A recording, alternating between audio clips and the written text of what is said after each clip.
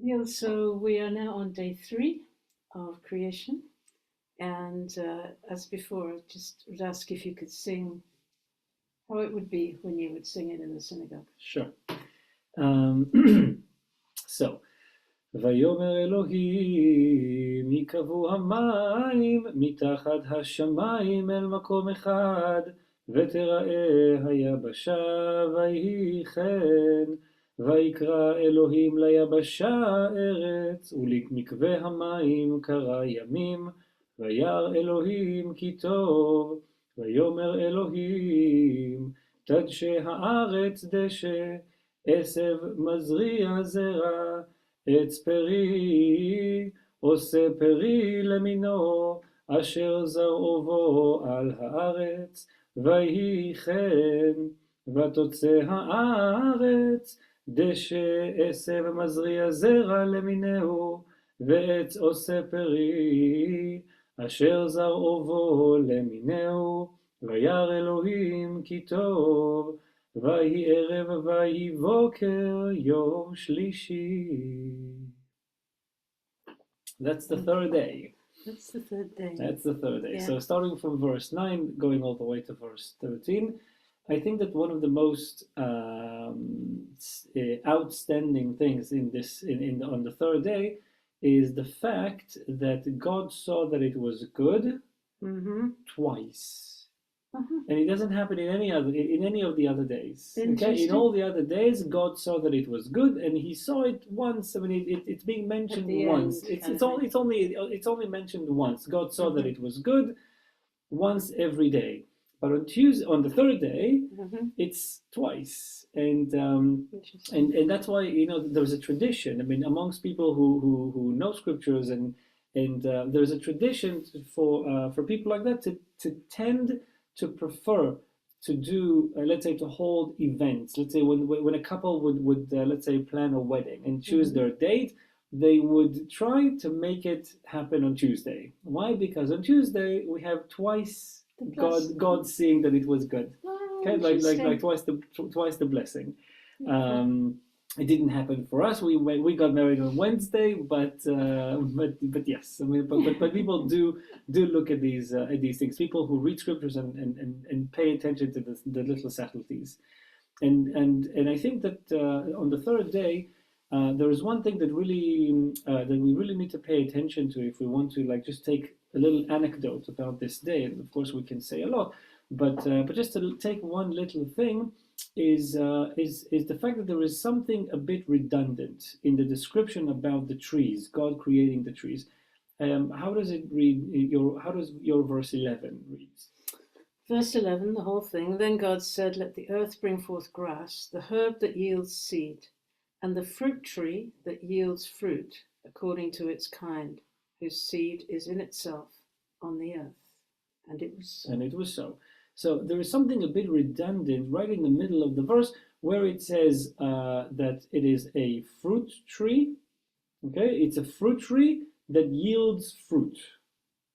Okay, a fruit tree that yields fruit. I mean, if it's a fruit tree, then obviously it yields fruit. Right. And if it yields fruit, then obviously it's a fruit tree. So you don't need to say both things. I mean, when we say a fruit tree, what does it mean when we have that emphasis? Okay, a fruit tree that yields fruit, and also with the music. I mean, that we've just read before. There is something about the fruit tree musically that really puts it under the spotlight. I mean, we've read it just before. We said it's peri.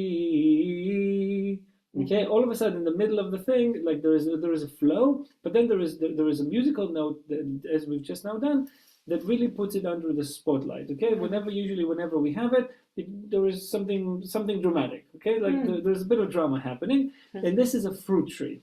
What is so dramatic about a fruit tree, and why do we need this kind of redundancy? And the understanding, the Hebraic understanding about that is that right at the beginning, when creation took place, the whole tree was edible. When we read about a fruit tree, it's not according to the definition, like the botanical definition that we have today of a fruit tree, a tree that yields fruit. But a fruit tree, it means that the whole tree was fruity. Okay, it was edible. You could thing. eat the whole thing. Exactly. You could eat the branches and the leaves and the trunk of the tree, and you could eat the roots.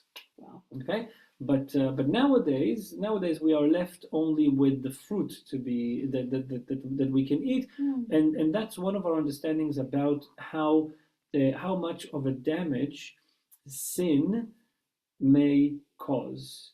And we see creation changing in as consequence of sin.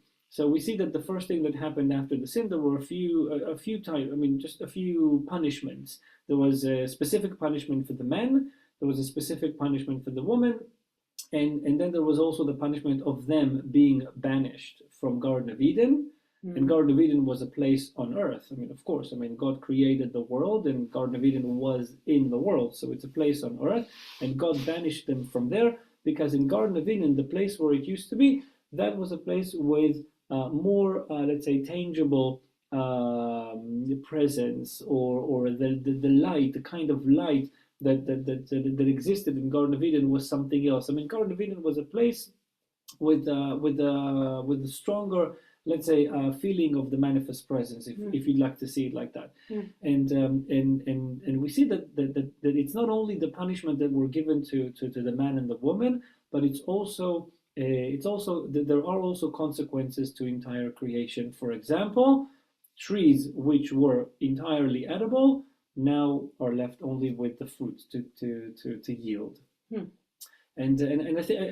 think that if we want to take something from the third day, then that should be it. I mean, really, the thought about sin and how much it affects and how much it may affect our lives, even in ways that we can't even imagine, changing the whole world, changing creation, changing the amount of light outside, changing relationships between people, and everything changes. And this, I think, really stands out from the third day. For me, the thing when I was writing the music for it, the drama of verse 9, that of the waters under the heavens being gathered together into one place, and trying to imagine that sort of, it's like this shift. It's huge. I mean, trying to imagine that even is a huge thing. It's wonderful. Really great. Awesome. Thanks so much, Gil. And we look forward to day 4.